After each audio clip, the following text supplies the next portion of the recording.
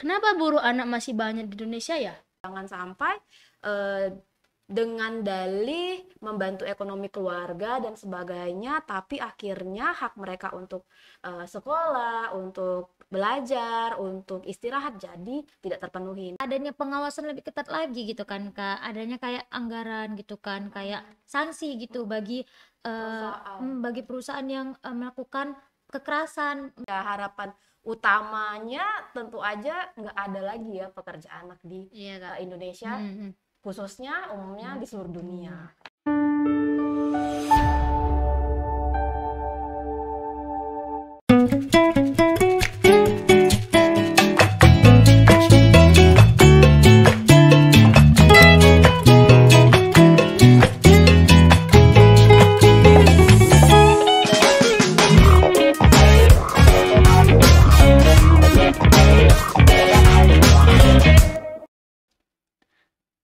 Halo Sobat Pikir, balik lagi nih bersama Pina dan Yesa di Ruang Pikir.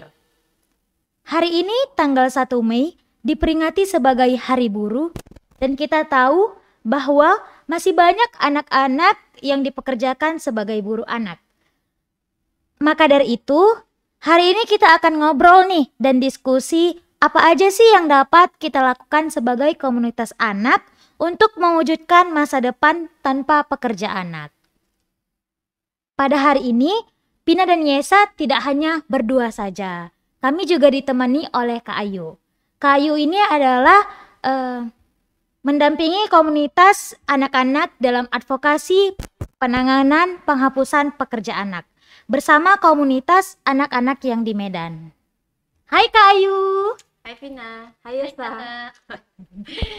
Gimana nih kabar Kak Ayu untuk ikut podcast bareng kami?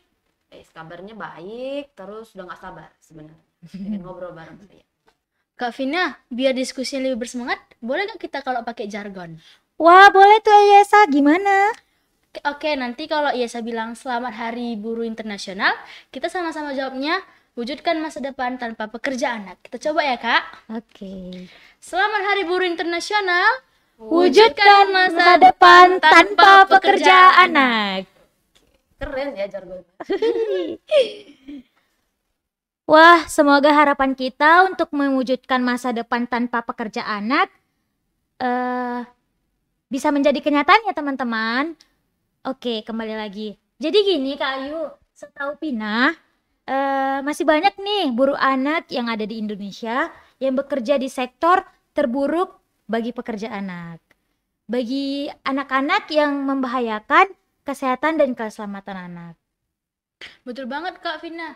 Yesa juga ada baca dari data Kementerian PPPA bahwasannya di Indonesia hasil Sakernas 2020 mencatat sekitar 9 dari 10 anak usia 10 sampai 17 tahun bekerja dan sebagian besar di sektor informal sebesar 88,77% dan 3 dari 4 anak yang bekerja merupakan pekerjaan tidak dibayar atau pekerja keluarga. Tapi menurut Yesa kan Kak, kenapa buruh anak masih banyak di Indonesia ya? Padahal kita sudah banyak menyampaikan pesan-pesan nih, rekomendasi untuk pencegahan pekerja anak di Indonesia kepada pemerintah.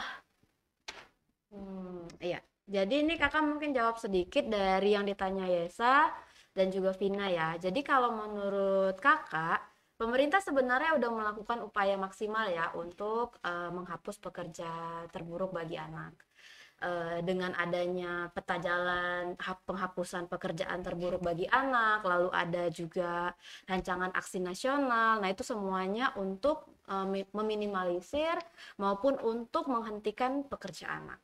Tapi memang kita perlu juga memberi pemahaman kepada masyarakat karena seringnya masyarakat itu kurang cukup paham sebenarnya apa itu pekerja anak dan apakah yang mereka lakukan sudah termasuk bagian dari mempekerjakan anak atau tidak, kan kayak gitu.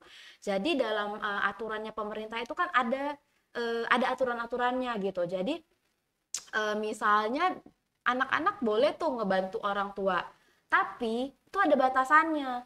Kayak misalnya hak-haknya tetap harus terpenuhi seperti itu. Jangan sampai dengan dalih membantu ekonomi keluarga dan sebagainya, tapi akhirnya hak mereka untuk sekolah, untuk belajar, untuk istirahat jadi tidak terpenuhi. Nah, ini pemahaman masyarakat ini yang juga perlu kita tingkatkan seperti itu.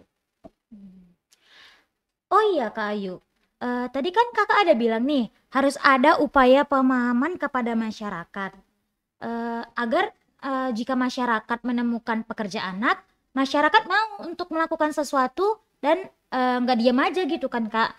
Jadi Vina mau nanya nih Kak, sebenarnya tugas siapa sih Kak yang memberikan pemahaman ini kepada masyarakat? Oke.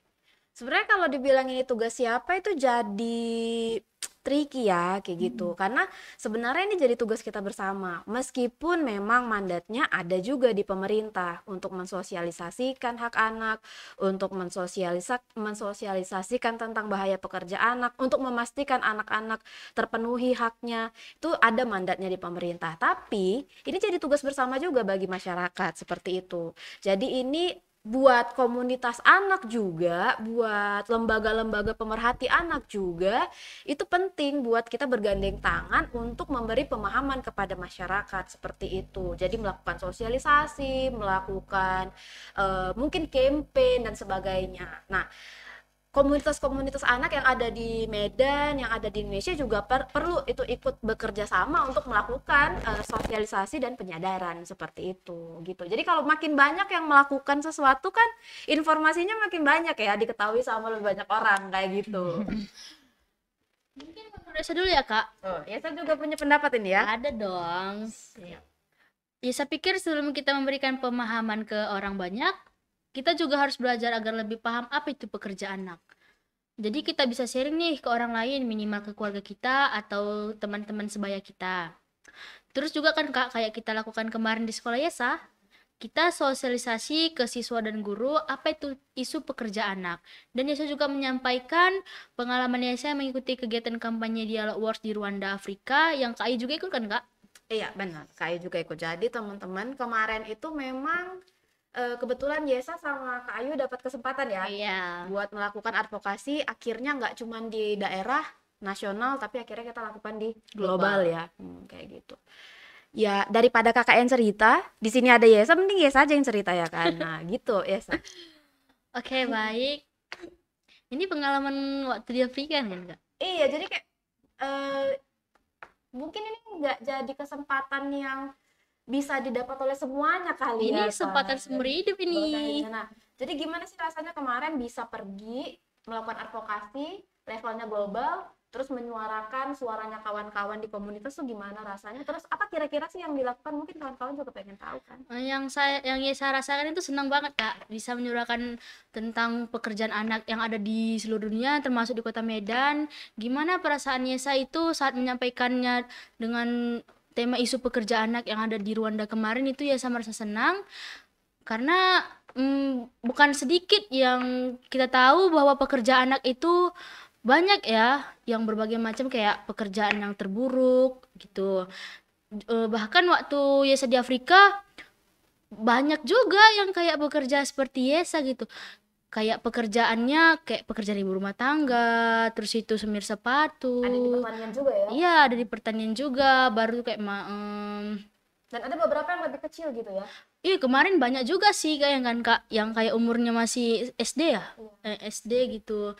Nah, mereka juga bekerja kayak pekerjaan Yesa gitu, tapi lebih parah katanya ya Kak.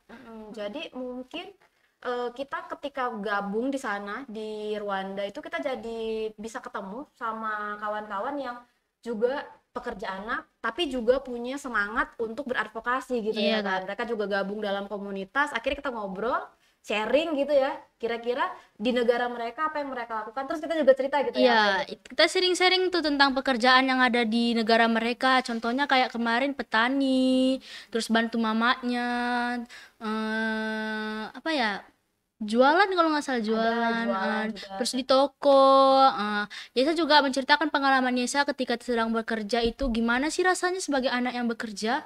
Rasa sedihnya pasti juga ada, rasa senangnya juga pasti ada. Mereka itu kayak bertanya gitu kepada seluruh anak-anak yang kemarin ada di Afrika. Perasaan Yesa tuh senang banget sih Kak, apalagi kemarin Yesa terpilih ya Kak untuk menyampaikan rekomendasi ya.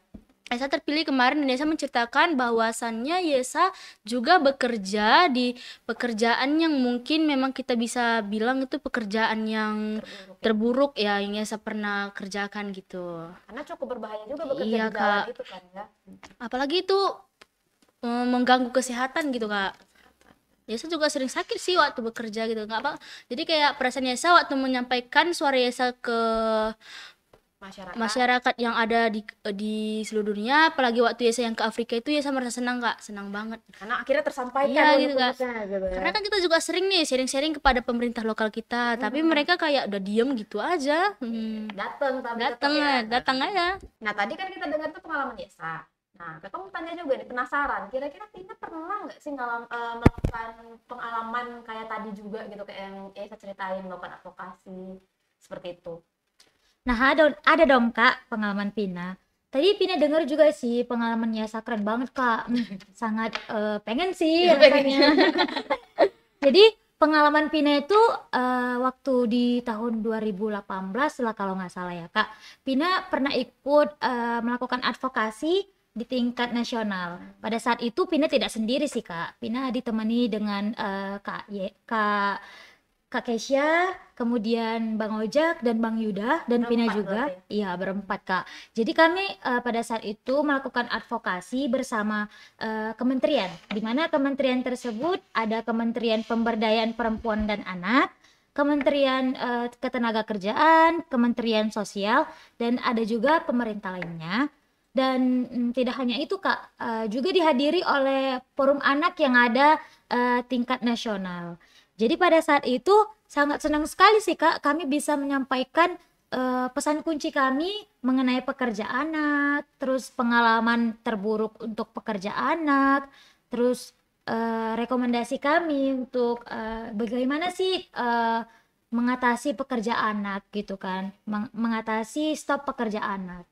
Jadi pada saat itu kami juga melakukan advokasinya, bertanya gitu kan kepada pemerintah, yang khususnya di tingkat nasional ini, apa aja sih yang mereka lakukan untuk stop pekerja anak atau cara mengatasi pekerja anak ini. Dan di situ sangat bersyukur sih Kak, di tingkat nasional ini pemerintahnya sangat peran aktif, peran aktif, kemudian merespon cepat mengenai apa aja yang udah kami kasih tahu, keluh kesah kami Kak mengenai hal-hal yang terjadi, hal-hal terburuk yang terjadi pada pekerja anak yang ada di Medan. Di situ mereka memberikan tindak lanjut sih Kak, tindak lanjut dan memberikan motivasi kepada kami untuk semangat sebagai pekerja anak. Kemudian dari forum anak juga sih kami berjumpa dengan forum anak dan mereka juga sangat bangga juga bisa bertemu dengan kami Kak. Mereka mendapatkan pengalaman baru dari hal-hal yang kami ceritain. Kira-kira masih ingat nggak apa kira-kira motivasi yang dikasih sama pemerintah dan feedbacknya? Tadi kan Vina bilang pemerintah tuh kasih respon positif gitu kan, terus ada kasih motivasi juga. Masih ingat nggak kira-kira apa tuh? Kalau motivasinya sih katanya pernah sih dia ngomong pas waktu Pina waktu masih salam ke dia bilang kalau jadi pekerja anak untuk sekolahnya jangan pernah putus gitu Kak. Kamu bisa sukses seperti bapak-bapak atau ibu-ibu yang di sini. Walaupun gitu. pekerja anak Iya, gitu ya. Kak. Nih kakak jadi beralih, kok kakak yang banyak nanya ini, soalnya kakak pengen nanya lagi nih. Iya Kak, boleh. Kan kalian ini keren-keren ya, yang satu melakukan advokasi di nasional, satu melakukan advokasi di global internasional. Nih kira-kira tiba-tiba langsung bisa aja ujuk-ujuk tuh bisa ngomong di depan pemerintah, atau ada nggak hal-hal yang dilakukan sebelumnya, atau kalian cuman berdua atau ada teman-teman yang lain juga? Nah, pasti kira-kira yang dilakukan biar jadi bisa sepede ini gitu. Jelas dong Kak, bersama teman-teman lain yang di Asia kan Kak. Iya. Kami juga sering nih Kak sama berdiskusi bersama pemerintah tuh kayak kami kemarin tuh juga buat apa Diskusi-diskusi kecil ya, gitu. diskusi-diskusi kecil kayak buat poster, podcast, terus itu apa lagi ya Kak? Banyak sih. Kalau dari pengalaman Pina sih, sebenarnya komunitas untuk isu pekerja anak ini sudah lama Kak, sudah lama dibentuk. Jadi kalau nggak salah sih Pina bergabung tuh dari tahun 2018 Kak. Jadi kami banyak tuh melakukan eh, pertemuan-pertemuan di mana kami membahas. Awalnya sih Pina nggak tahu sih Kak, apa sih pekerja anak itu. Pina tuh nggak tahu Kak apa itu pekerja anak. Terus kemudian apa hal yang buruk. Memang sih kita mengalami hal buruk itu, tapi nggak tahu Kak eh, hal-hal yang terjadi, dampak buruknya apa, kemudian resikonya apa. Di situ dalam kami melakukan pertemuan, sering sekali melakukan pertemuan bersama kakak-kakak pendamping. Kami diajarin bahwasanya apa-apa aja sih, coba sharing pengalaman kalian bekerja, apa-apa aja yang udah kalian lakukan, kemudian hal-hal apa aja yang terdampak dalam kalian saat bekerja gitu Kak. Dampak Kemudian buruknya gitu ya. kami juga di situ awalnya buat kayak ada bunga dukungan, terus ada kayak body mapping gitu kan Kak. Terus setelah kami udah mengetahui apa-apa aja tentang isu pekerja anak ini, kami berkembali ke advokasi gitu. Gimana sih cara beradvokasi dengan pemerintah agar bisa ditanggapi dengan baik, cara yang hal yang baiknya gitu kan Kak. Di situ diajarin. Kemudian setelah melakukan pembelajaran apa itu advokasi, kami disitulah melakukan advokasi bersama pemerintah melalui siaran radio, poster, kampanye, terus berjumpa dengan pemerintah, melakukan audiensi Kak gitu. Kemudian ada juga tuh kami buat videonya itu ada lagunya. Kemudian videonya itu tentang kami pengalaman bekerja gitu dan pengalaman berkegiatan Kak gitu. Harapan juga masuk deh. Harapan. Di situ ada videonya, ada lagunya Kak. Lagunya tuh keren banget gitu kan. Gitu. Mm-mm. Perlu nanti nih kita denger juga ya. Iya. Gitu. Mungkin sejauh itu ini sih Kak. Tapi ada juga sih baru-baru ini kita ngadain kegiatan dialog works. Iya. Jadi di dialog works itu banyak sih teman-teman kami berperan aktif. Ada yang jadi MC, moderator, Jadi narasumber. udah sepede itu ya.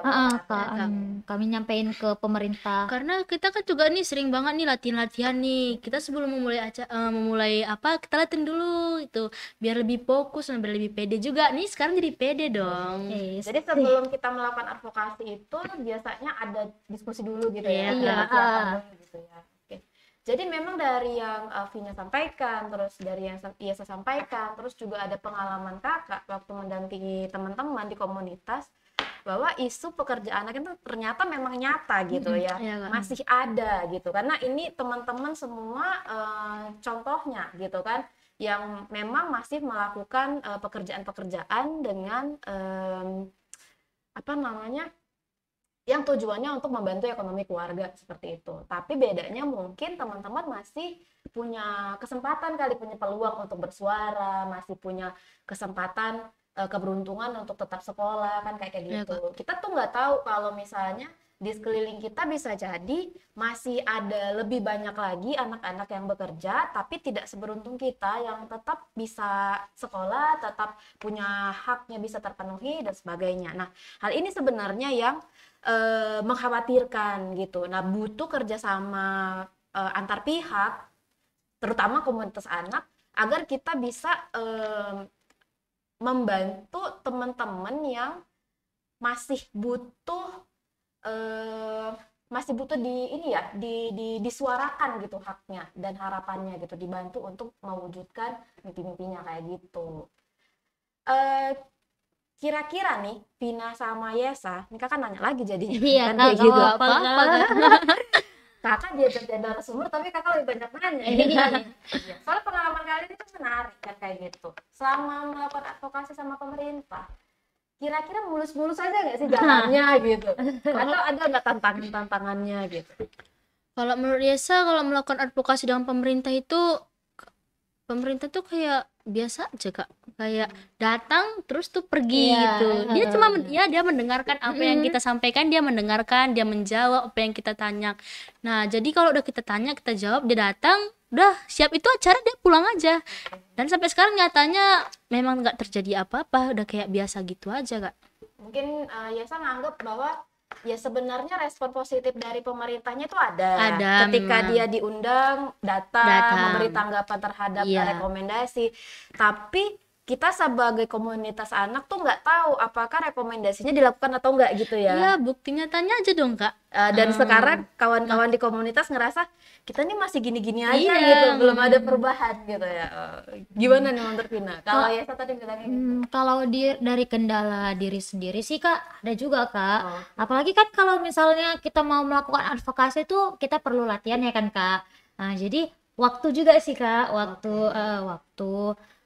kemudian takut, ada rasa takut yang kita ini tersampaikan nggak sih? Mereka bisa memahami nggak sih apa aja yang pesan-pesan kita sampaikan. Kemudian rasa canggung, grogi juga gitu sih Kak. Mm-mm. Oh iya Kak, menurut Kakak nih, Kakak kan tadi udah denger nih pengalaman-pengalaman kami Oke, gitu ya oke. kan. Menurut Akhirnya ditanya lagi. menurut Kakak, apa yang udah kami lakukan maksimal nggak sih Kak? Oh. Yang udah dilakukan kami ini maksudnya apakah komunitas anak atau Iya, gimana? jadi kan kami komunitas anak nih udah banyak nih melakukan banyak cara untuk penanganan penghapusan pekerja anak. Jadi dari pengalaman kami yang Kakak dengar, gimana sih Kak? Apa udah maksimal atau belum sih Kak? Oke, kalau menurut kakak pribadi ngelihat teman-teman ini berdua lalu komunitasnya dan nggak menutup juga komunitas lain yang di luar sana ya yang kakak juga lihat dan dampingin itu semuanya udah melakukan aksi-aksi yang sangat maksimal, keren-keren banget upayanya menyisihkan waktu di antara waktu sekolah terus waktu bekerja karena kakak tahu kalian walaupun melakukan advokasi penghapusan pekerja anak tapi masih ada yang tetap bekerja, namun kan bedanya sekarang itu lebih paham ya, lebih aware mana yang bahaya, mana yang enggak gitu kan. Terus lebih bisa memilah mana yang akhirnya pekerjaannya itu enggak menyita waktu terlalu lama, kan jadinya seperti itu. Nah, tapi kalian bagi waktu, menyisihkan waktu antara pendidikan, sekolah, tanggung jawab di rumah, pekerjaan dan sebagainya, tapi tetap melakukan advokasi itu udah luar biasa, udah keren. Tapi mungkin memang namanya apa yang kita lakukan akan lebih baik jika ada upaya-upaya untuk meningkatkan. Kalau kakak sih bilangnya di sini yang perlu ditingkatkan itu adalah kolaborasi ya. Jadi misalnya Vina punya komunitas sendiri, Yesa punya komunitas sendiri, lalu nanti ada juga komunitas-komunitas lain di luar sana. Nah ini gimana caranya kita bisa melakukan kolaborasi, kegiatan bersama, kampanye bersama. Kalau misalnya ada campaign yang dilakukan oleh satu komunitas itu didukung sama komunitas lain sehingga gaungnya itu, suaranya itu jadi lebih lebar lagi gitu, lebih luas lagi, didengar lebih banyak orang lagi. Terus kakak tertarik juga sama tadi yang dibilang sama Yesa bahwa kita juga harus dari lingkup yang terkecil, satu dari diri sendiri dan keluarga juga. Jadi dengan kita ngedorong pemahaman keluarga tentang persepsi pekerja anak, ngasih mereka pengetahuan tentang hak anak dan bahaya pekerja anak, ini membuka pikiran mereka, membuka pengetahuan bagi mereka bahwa ternyata anak-anak itu punya hak yang harus dipenuhi kan kayak gitu. Lalu ini juga bisa ngebuka pikirannya masyarakat, jangan-jangan mereka tanpa sadar telah mempekerjakan anaknya kan kayak gitu. Jadi memang dari lingkup terkecil dulu dan juga melakukan kolaborasi antar komunitas dan tentu aja ngedorong agar peraturan-peraturan dan kebijakan pemerintah terkait penghapusan pekerja anak ini jadi lebih baik lagi, paling kayak gitu sih memang. Kira kita tuh bener-bener dipampangkan pada kenyataan bahwa pekerjaan anak itu memang masih ada. Karena kan selama ini dibilang, oh udah nggak ada lagi loh pekerjaan anak gitu kan. Mungkin di pabrik, di perusahaan-perusahaan Iya, Kak. yang formal itu mungkin memang nggak ada ya. Informal banyak. Tapi ketika misalnya ini kita ngobrol, ternyata ada banyak, ada teman-teman yang bekerja di rumah makan, Iya. ada teman-teman yang bekerja di jalanan, ada juga yang dia itu bekerja di bisnis keluarga, kan Iya, kayak gitu. Nah, hal-hal seperti ini mungkin yang perlu juga ya jadi perhatian pemerintah gitu menurut Kakak. Nah, terakhir nih Kak, ini kan kita nih udah di momennya Hari Buruh nih kan. Jadi tadi kan kita udah nyampe nih pengalaman, terus kendala tentang apa aja kegiatan yang kami lakukan selama mengikuti CSI gitu kan Kak. Harapannya nih untuk harapan apa aja sih yang mau kita sampaikan untuk pemangku kepentingan? Mungkin dari Yesa dulu nih, harapan untuk pemerintah apa aja gitu agar Terkait pekerjaan anak ya. terkait pekerjaan anak. Ya, saya berharap agar pemerintah lebih melihat gitu Kak, lebih melihat dan lebih memperhatikan bahwa masih banyak pekerjaan-pekerjaan yang terburuk bagi anak gitu Kak. Dan Yesa berharap juga agar pemerintah itu jangan diam aja. Jangan kita udah capek-capek, kita udah buat diskusinya banyak-banyak tapi mereka hanya tuh diam aja. Yesa berharap sih agar pemerintah lebih tegas lagi Kak. Lebih tegas Lebih lagi. tegas lagi. Mungkin dari Pina sendiri ya kan Kak. Pina juga berharap sih sama pemerintah. Yang pertama itu untuk kesadaran ke masyarakat Kak. Karena itu yang paling penting gitu kan. Untuk masyarakat itu kan udah meliputi semua, udah orang tua, udah juga untuk bos-bos pekerja, bos-bos yang punya perusahaan atau Perusahaan kecil gitu ya. kecil lah gitu kan Kak. Pina pengen tuh pemerintah ada sosialisasi setiap bulan aja Kak, 1 kali minimal gitu kan, untuk mengenai isu pekerjaan anak. Jadi dari situlah masyarakat bisa tahu bahaya ya pekerja anak ini. Jadi orang tua jadi tahu kan, oh iya anakku kok aku pekerjakan, atau aku harusnya mampu gitu kan kerja gitu kan Kak. Seharusnya pemerintah ada sosialisasi, jadi ada kesadaran. Terus dari selanjutnya itu kayak misalnya Pina pernah berpikir sih gini ya, mengenai isu pekerja anak ini, gimana ya dibilang, kita udah melakukan advokasi tapi stop sampai di situ gitu kan Kak. Pina pengen sih adanya pengawasan lebih ketat lagi gitu kan Kak, adanya kayak anggaran gitu kan, kayak sanksi gitu bagi perusahaan yang melakukan kekerasan, untuk apa ya, untuk anak-anak yang bekerja dapat kekerasan gitu kan. Ada pengawasan ketat lah, untuk lalu lintas aja ada pengawasan yang lebih ketat kan Kak. Maunya untuk isu pekerja anak ini ada dong gitu. Lalu lintas aja. Tapi kan Kak, menurutnya satu, kan Kakak bilang itu kan dari diri kita sendiri nih, yang bekerja gitu. Nah, ada juga nih anak-anak yang bandel dibilangi Kak, tapi orang tuanya udah melarang gitu. Itu gimana itu Kak? Kalau menurut Apina sih kadang ada sih ya anak-anak yang bekerja itu karena dia kemauan sendiri untuk memenuhi uang jajannya Kak, ada juga gitu kan.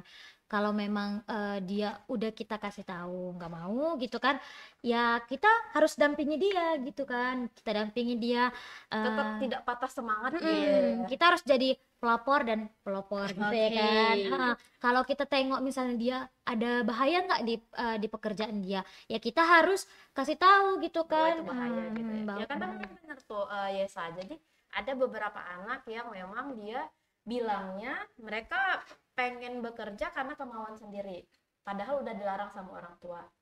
Tapi sebenarnya itu sebelum mereka bekerja pasti ada hal-hal yang menurut mereka menguntungkan dari pekerjaan itu kan gitu, yang mereka nggak dapatkan dari keluarga. Nah kan ini jadinya peran keluarga, peran orang tua jadi penting juga di dalamnya. Bisa jadi dia mungkin kurang perhatian dan sebagainya, sehingga memang tadi pemahaman sosialisasi ke keluarga, ke masyarakat tuh memang penting seperti yang kalian bilang. Nah, lalu kadang-kadang anak kan tidak tahu ya apa yang baik dan buruk bagi mereka. Itu tadi tetap kita harus terus-menerus menyuarakan bahwa ya mungkin sekarang anak-anak berpikir bahwa lebih enak ya bekerja daripada sekolah kan kayak gitu.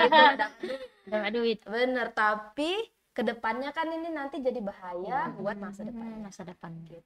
Nah, tadi adik-adik berdua tuh kasih harapan-harapan yang luar biasa sih sebenarnya, udah disapu bersih sebenarnya. Harapan kakak ya sama juga seperti yang gitu. Ngedorong regulasi, terus sosialisasi ke masyarakat lebih ditingkatin. Ya harapan utamanya tentu aja nggak ada lagi ya pekerjaan anak di Indonesia, khususnya umumnya di seluruh dunia. Gitu. Oh iya Kak Ayu, Kak, sama Yesa. Kita nih udah kayaknya di ujung-ujung akhir akhir podcast kita nih pada hari ini. Jadi harapan kami nih, kami berharap semoga upaya yang sudah kita lakukan bersama untuk mendorong pemerintah lebih memperhatikan situasi pekerja anak di Indonesia dapat teratasi. Semoga seluruh hak anak khususnya pekerja anak dapat terlindungi. Selamat Hari Buruh Internasional.